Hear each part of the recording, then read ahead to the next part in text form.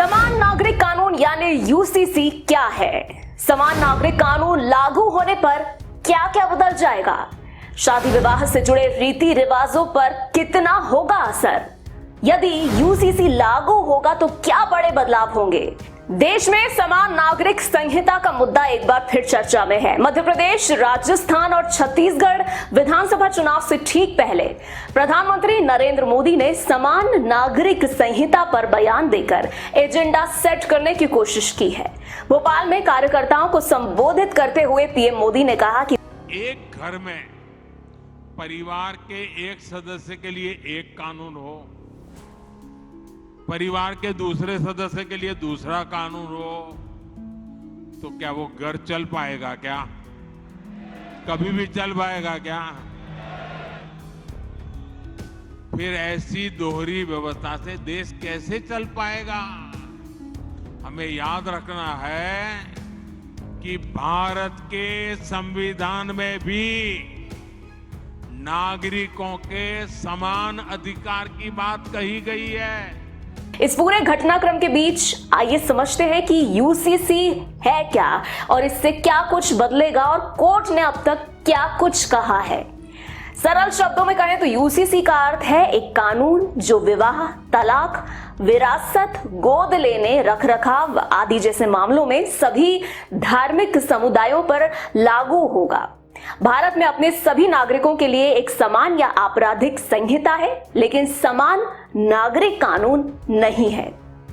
अब चलिए जानते हैं यदि यूसीसी लागू होता है तो क्या क्या बड़े बदलाव होंगे। लड़कियों की शादी की उम्र को बढ़ा दिया जाएगा ताकि कम से कम वो ग्रेजुएट हो जाएं। ग्राम स्तर पर शादी की रजिस्ट्रेशन की सुविधा होगी और बगैर रजिस्ट्रेशन के सरकारी सुविधा बंद हो जाएगी। पति और पत्नी दोनों को तलाक के समान आधार और अधिकार उपलब्ध होंगे। अभी पर्सनल लॉ बोर्ड में अलग अलग कानून हैं।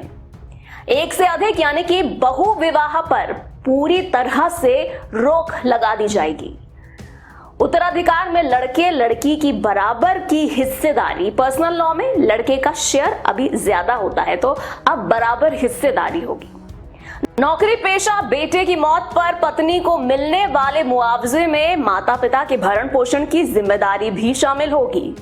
पत्नी की मौत के बाद उसके अकेले माता पिता का सहारा महिला का पति बनेगा।